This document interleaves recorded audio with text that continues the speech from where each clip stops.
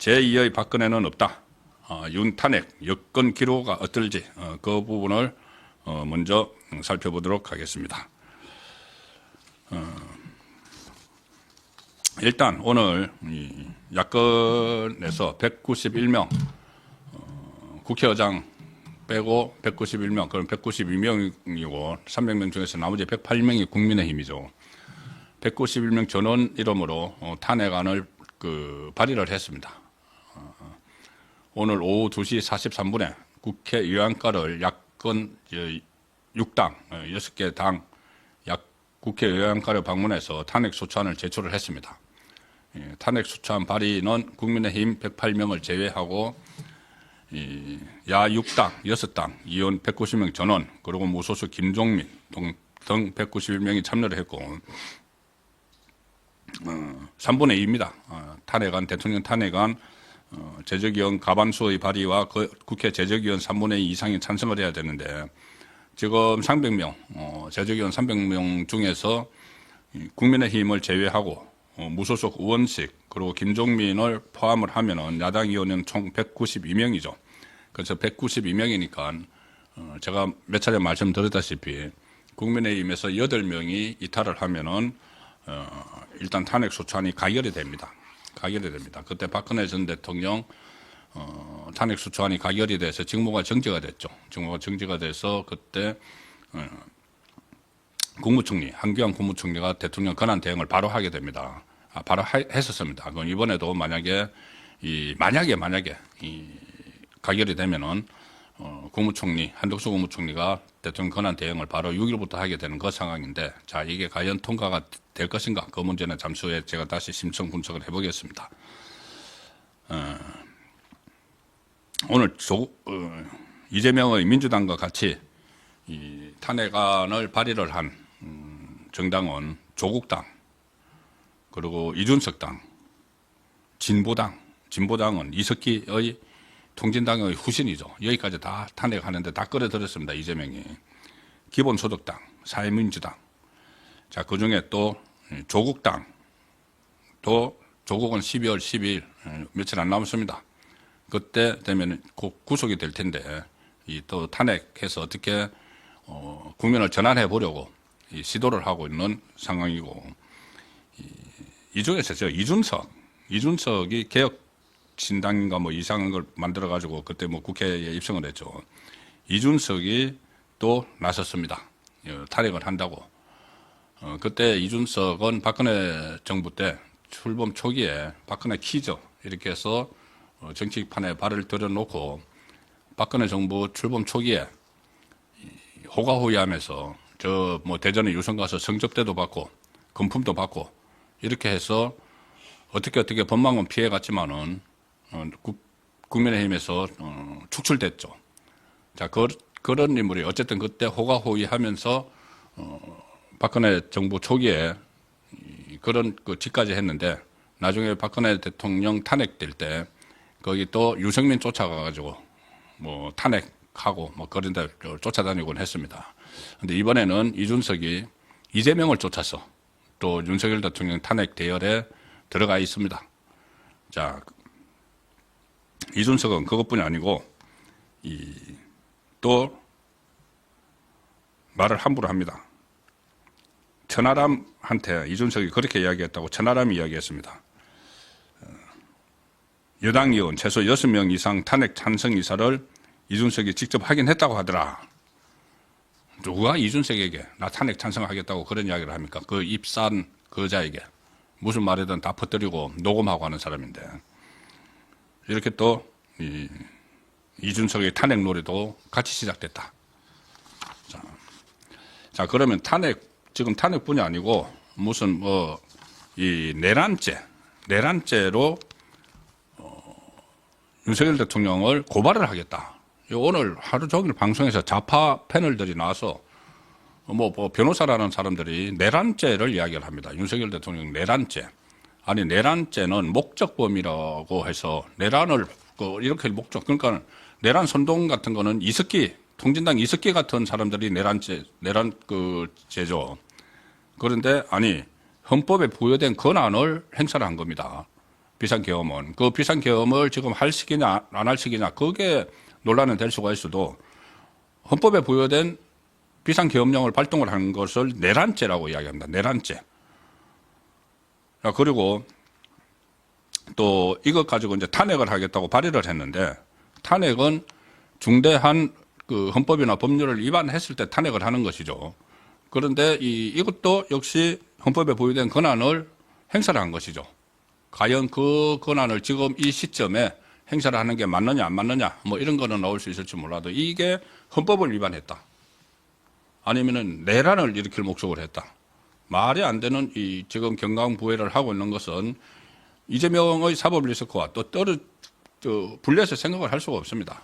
그리고 이게 비상계엄을 선포하기까지 이재명이 원인을 제공을 했죠. 지금 이 부분은 잠시 후에 다시 말씀드리겠습니다. 그리고 이게 만약에 이제 탄핵거리가 되려면은 헌법이나 법률을 위반했어야 되는데 그러면은 어떤 상황이면은 이제 탄핵거리가 될 수 있느냐? 가령 예를 들어서 전혀 이 비상계엄령을 발동하는데 절차를 준수하지 않았다. 계엄령법에 규정된 절차. 그러니까는 헌법에도 거기에 있습니다.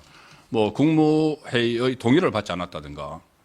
국무회의 동의 다 받았죠. 처음에 시작할 때 발동할 때도 국무위원들 지금 미리 이제 만났습니다. 국무위원들 다 들어오라고 했습니다. 윤석열 대통령이.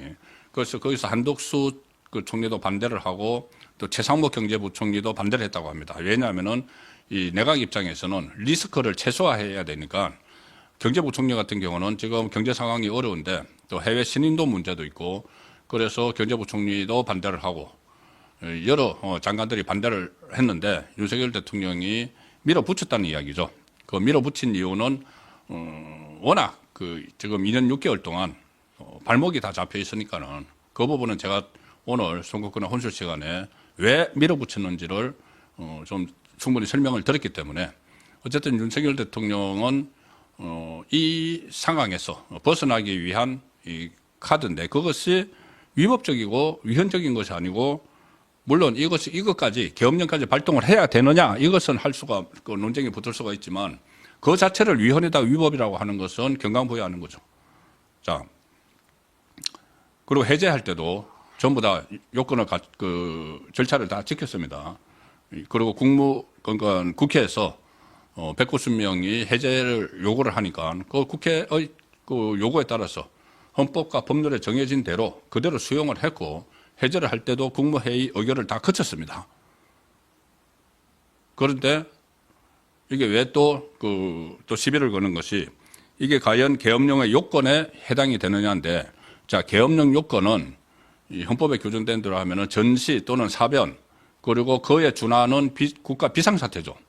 자, 국가 비상사태, 이게 국가 비상사태인지 아닌지 그것은 계엄령을 발동하는 사람이 정하는 거죠. 그렇게 생각을 하면 발동을 하는 거죠. 그런데 무슨 이게 야당이 어떤 이렇게 법률적으로 행포를 부린다고 그게 국가 비상사태냐 하는데 윤석열 대통령은 그렇게 인식을 하는 겁니다. 왜 이게 국가 비상사태라고 인식을 하냐 하면은 오늘 어젯밤에 계엄령을 공포를 한 이후에서도 이야기를 했죠. 예산 폭주. 예산이라는 것은 나라 살림입니다. 나라 살림을 못 살게 하는 그거는 비상사태죠. 국민을 위해서 SOC 건설도 해야 되고 여러 가지 사회복지도 해야 되고 공무원 월급도 줘야 되고 막 하는데 그것을 자기들 입맛에 맞게 다 깎아버리고 검찰이나 이런 데 치안 활동도 못하게 경찰 길들인다고 깎아버리고 감사원장 헌법사상 헌법 초유로 감사원장 탄핵 원래 오늘 감사원장하고 검사 3명 이찬수 서울중앙지검장하고 오늘 탄핵하기로 했죠. 그런데 이제 윤석열 대통령 탄핵이 이제 먼저다 해가지고 이것은 또 뒤로 미뤘습니다. 그리고 판사들 급박하고 반국가 행위. 지금 반국가 행위, 반국가 세력 이 이야기는 윤석열 대통령이 초반부터 계속 해왔던 이야기입니다. 지금 갑자기 하는 게 아니죠. 그리고 종북 세력을 척결을 해야 된다. 자유헌정 질서 유지를 위해서는 그리고 정부 출범 후에 무려 22건의 탄핵을 발의를 했다. 지금도 10건이 지금 발의를 하고 있다. 자, 이거면은 국가를 운영하는 입장에서는 이것은 국가 비상사태라고 충분히 이야기를 할 수 있는 거죠. 거기에 대해서 뭐 여러 가지 의견은 있을 수가 있지만은 대통령이 발동을 하면서 그런 생각을 한 것을 가지고 이거를 위헌이다, 내란이다. 내란을 선동할 목적, 이석기처럼 그런 뚜렷한 목적이 있어야지 내란죄가 되는 겁니다. 오늘 저도 이 방송에 나가서 이 변호사라는 사람이 그 좌파 논리에 해가지고 이것을 내란죄라고 하고 하는데 지금 어떻게 보면은 절호의 기회를 맞았다고 보는 것 같습니다. 이 사람들은. 이재명이 지금 다른 재판 다 놔두고 선거법 이것만 하나만 해도 2심이 한 3개월 후에 나오면 모든 게 좌파가 무너지죠. 사실 434억 원 토해내야 되는 게 그 순간에 다가오게 되고. 그런데 마침 이런 게 나오니 큰 기회를 잡은 듯이 이렇게 선동을 하고 왜곡을 하는 이 상황이죠. 야, 그러면은 이 8명이 이탈을 할 것인가? 그걸 먼저 제가 정리를 해드리겠습니다. 일단 8명 이탈을 지금 한동훈 대표 쪽에서 하겠죠. 만약에 하게 되면은 친한계 8명 이탈을 하는데, 자, 차츰 제가 말씀드릴 텐데, 일단 제가 정치투표기 1번으로 윤탄핵 여권 기로는 이렇게 달았기 때문에 윤석열 대통령 탄핵에 대한 기로가 지금 어떤지 오늘 장시간 동안 비공개 위원총회가 있었습니다. 비공개 위원총회가 있었는데 여기서 윤석열 대통령을 옹호하는 발언도 다소 나왔다. 지금 언론들은 전부 다 뭐 친한계 쪽에 막 취재를 해서 윤석열 대통령에 대한 비난 일변도인 것처럼 이렇게 좌파 매체를 중심으로 보도를 하지만 이런 보도도 있습니다. 비공개 위원총회에서 대통령을 옹호하는 발언이 다소 나왔다. 대통령이 무리수를 둔 것은 맞지만 이게 야당의 폭거를 막으려는 불가피한 조치였다. 이런 취지로 이야기하는 국민의힘 의원들도 많이 있습니다. 위원총회에서 당 지도부를 지낸 중진을 비롯해서 친윤계 의원 22명 정도가 오죽하면 이라는 식의 발언을 했습니다. 공개 발언을 했습니다. 비공개 요청이죠. 일부 친한계 의원들은 물론 뭐 군합발의 입법부를 밟은 건 주권자를 밟은 거다. 야당처럼 이렇게 이야기를 하고 이 집권당으로서 이런 부분을 문제 삼는 게 맞다. 뭐 이렇게 주장을 했지만 반면에 대구 경북 출신들을 비롯해서 일부 국회의원들은 야당이 폭주하는데 대통령이 가만히 있어야 하느냐 그러면은 좀 전에 말씀드린 대로 이게 윤석열 대통령이 이야기한 대로 이게 지금 2년 6개월째입니다.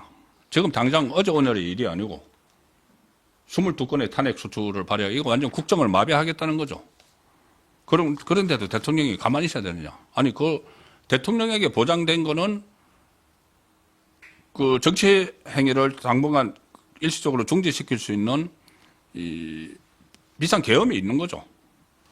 가만히 있어야 되느냐 이런 이야기. 그리고 야당이 탄핵을 추진하는데 오늘 뭐 발의까지 했습니다. 그건 절대 안 된다. 자, 이 말입니다. 다른 건 다 놔두고 이재명 대통령 되는 거는 막아야 되는 거 아니냐. 이재명 대통령 되는 거 막아야죠. 엄청난 혼란이 일어납니다. 이재명이 대선에 출마를 하게 되면.